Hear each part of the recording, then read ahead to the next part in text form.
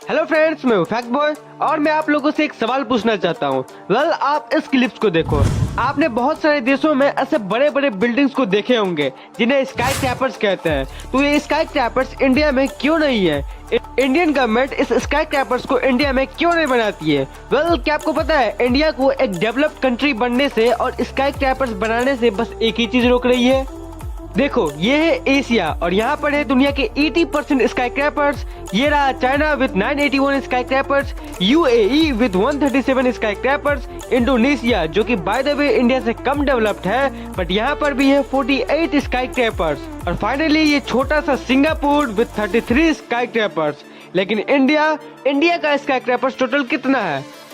Only 24, जबकि India इतना बड़ा देश है। अब अगर आज की समय की बात करें तो आप लोग जानते ही होंगे कि स्काई क्रैपर्स इतने फ्यूचरिस्टिक बनते जा रहे हैं। जैसे फॉर एग्जांपल यही देख लो, सोल सिटी का क्रॉस टावर्स, या फिर कनाडा का hourglass shape tower, China के fake hill towers, and finally wait for it, क्या आपको लगता है कि बिल्डिंग केवल ग्राउंड पे ही बन सकती है? Boom, asteroid tower. अब तो न्यूयॉर्क के आर्किटेक्ट एस्ट्रॉइड से अटैच हवा में अपसाइड डाउन लटका हुआ ये विशाल सा स्काई क्रैपर्स बना रहे हैं। सो नेचुरली ये सवाल सभी के दिमागों में उत्पन्न होता है कि इंडिया एक तरफ इतनी तरक्की कर रहा है, ढोलेरा जैसा स्मार्ट प्रोजेक्ट इंडिया में बन रहा है, और दूसरे देश टेक्नोलॉजी में इतने आगे बढ़ रहे हैं, अलग अलग किस्म के स्काई क्रैपर्स बना रहे हैं, लेकिन इंडिया अभी भी कुछ ऐसा क्यों दिखता है? इंडिया इस दुनिया का फास्टेस्ट ग्रोइंग इकोनॉमी है, स्टिल यहाँ पर स्काई क्रैपर्स इतने कम क्यों है? फ्रेंड्स, वरी नॉट, आज आप इसके पीछे के कारण जानोगे, बट उससे पहले ये देखो, 1960s का ये पुणे शहर जो कि महाराष्ट्र का एक शहर है, उस टाइम पे इसका टोटल एरिया था अराउंड 700 स्क्वायर किलोमीटर, बट धीरे धीरे करके उसके आसपास के अराउंड 23 विलेजेस डेवलप्ड होते चले गए और पुणे की बाउंड्री बढ़ती चली गई, और आज की तारीख में पुणे 10 गुना एक्सपेंड होकर अराउंड 7000 स्क्वायर किलोमीटर का पुणे मेट्रोपॉलिटन रीजन है, जिसे पीएमआर भी कहते हैं, वो बन चुका है। अब यहाँ पर मैं बस पुणे की बात नहीं करूँगा, बल्कि सूरत, अहमदाबाद, दिल्ली एनसीआर भी इसी तरीके से एक्सपेंड हुई, ओनली बिकॉज ऑफ इंडिया की special urban planning strategy, horizontal spread. So picture this, बात लेट 1950s की है, जब इंडिया रिसेंटली इंडिपेंडेंट हुआ था। सरकार को रैपिड डेवलपमेंट करना था और लोगों को हाउसिंग भी प्रोवाइड करना था।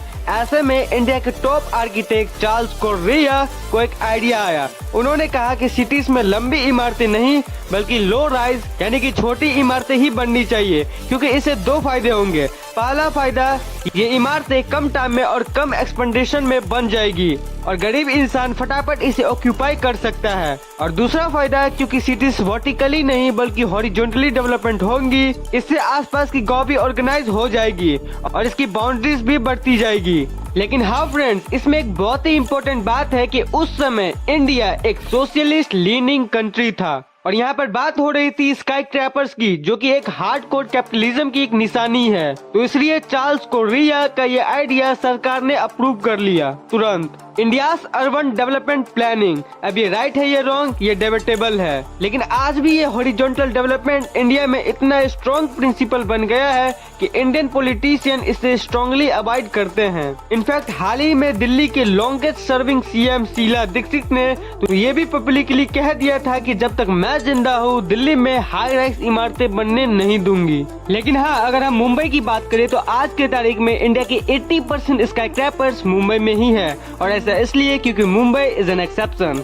मुंबई में हॉरिजॉन्टली नहीं बल्कि वर्टिकली ग्रोथ चलता है। इसका रीजन सिंपल, बिकॉज मुंबई एक आइलैंड सिटी है, यानी कि चारों तरफ से पानी is arounded, so obviously horizontal spare का तो यहाँ पर कोई स्कोप ही नहीं है, और इसलिए मुंबई इंडिया का तो टॉलेस्ट सिटी तो बन गया। लेकिन फिर भी अगर हम इंटरनेशनल सिटीज से इसे कंपेयर करें तो आज की तारीख में भी मुंबई उनसे बहुत ही पीछे है, और उसके पीछे आता है हमारा विलन FSI। और इन स्काई क्रैपर्स को प्लान और एग्जीक्यूट करना काफी लंबा प्रोसेस है।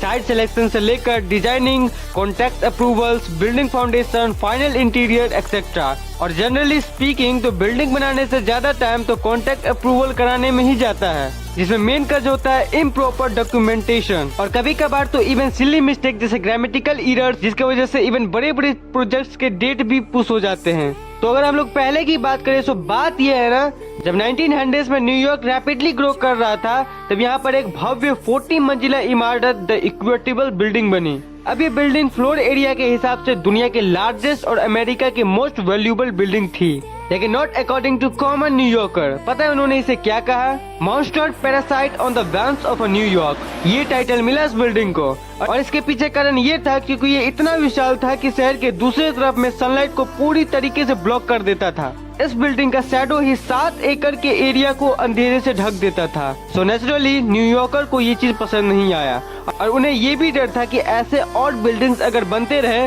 तो पूरी तरीके से सिटी में बस अंधेरा ही छा जाएगा। सो इस प्रॉब्लम के सोल्यूशन के लिए एक आइडिया निकाला गया, एक restriction rule called FSI। FSI का फुल फॉर्म होता है फ्लोर स्पेस इंडेक्स, जिससे कि बिल्डिंग की हाइट में एक लिमिट लग गई। और आज तक यही FSI वो इकलौता मेन रीजन है जो भारत को स्काईस्क्रैपर्स बनाने से रोक रहा है। अगर टेक्निकली कहा जाए तो FSI is the ratio of the total floor area of the building to the total plot area of the building, और हर एक सिटी का अपना एक FSI होता है। अब इमेजिन करो कि 2 सिटीज है, सिटी A और सिटी B।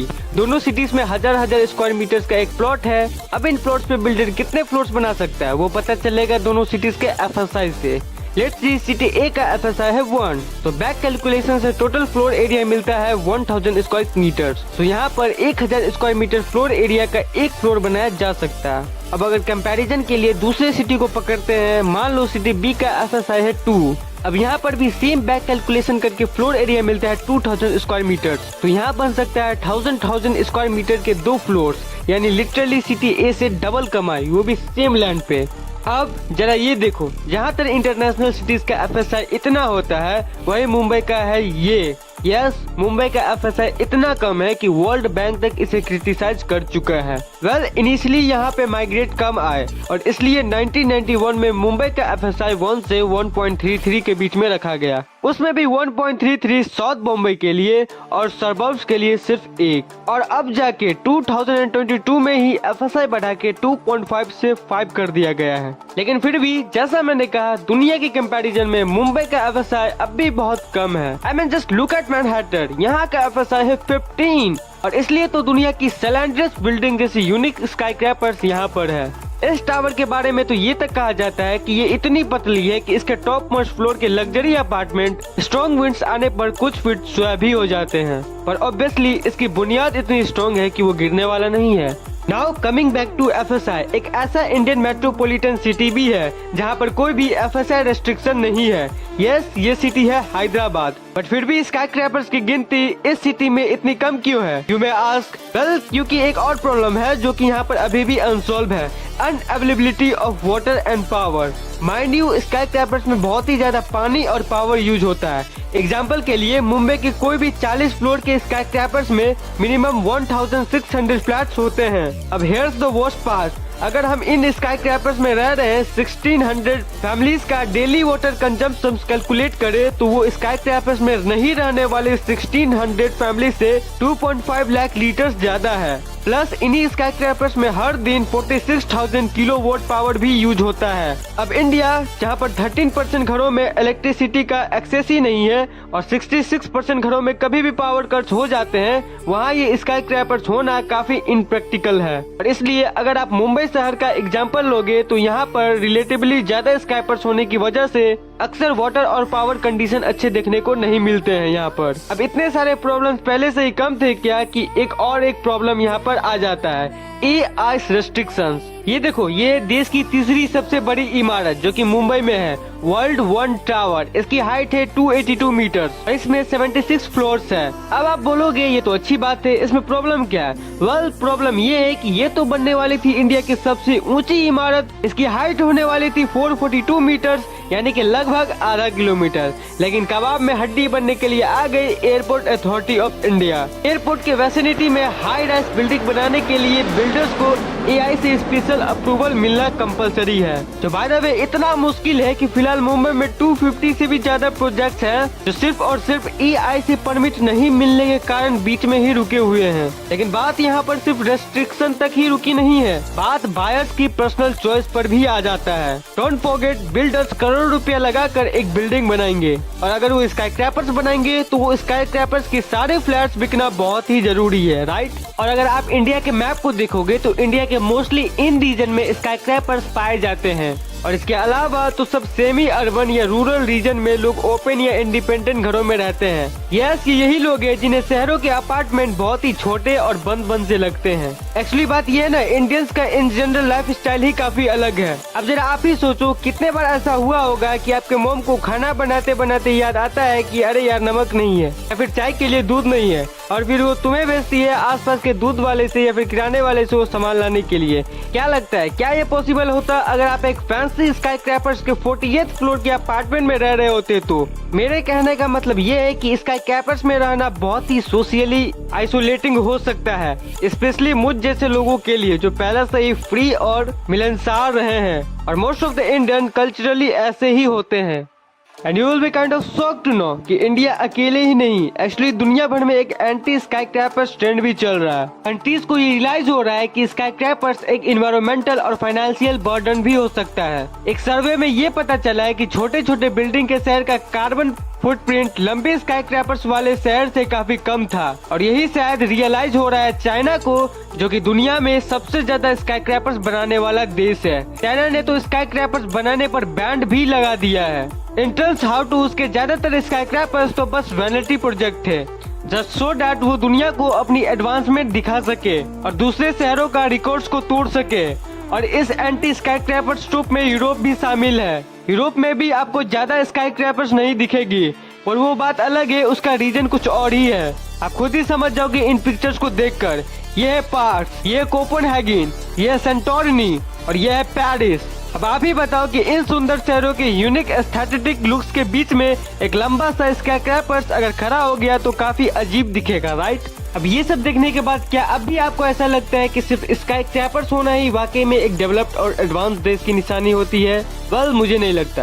भारत में और भी माइंड ब्लोइंग प्रोजेक्ट चल रहे हैं यार, जैसे कि मोदी जी का dream project Dholera smart city, जिसके तहत गुजरात के एक छोटे से शहर ढोलेरा को संगाई जैसे स्मार्ट सिटी में तब्दील किया जाएगा। ये सिटी वाकई में एडवांस टेक्नोलॉजी से लैस होने वाली है। अगर आपको देखना है कैसे, तो मैंने इस पर ऑलरेडी एक वीडियो बना रखा है, ऊपर आ रहे आई बटन पे क्लिक करके आप देख सकते हो। और फ्रेंड्स, आपकी क्या राय है इस वीडियो पे? क्या इंडिया को भी बाकी कंट्रीज की तरह स्काई क्रैपर्स की रेस में शामिल हो जाना चाहिए, या फिर इंडिया को अपनी वैल्यू पे ग्राउंडेड रहना चाहिए? लिखिए अपना जवाब नीचे कमेंट सेक्शन पे। और अगर आपको इस वीडियो से कुछ भी नया सीखने को मिला हो, एक इम्पोर्टेंट सवाल का जवाब मिल गया, तो एक लाइक जरूर ठोकना यार। और मेरे चैनल को अभी से सब्सक्राइब कर लो और बेल आइकन को भी ऑल पे सेट कर लेना, ताकि आगे आने वाली मेरी कोई भी वीडियो की अपडेट आप मिस ना कर सको। As always friends, stay curious, keep learning and keep growing. जय हिंद।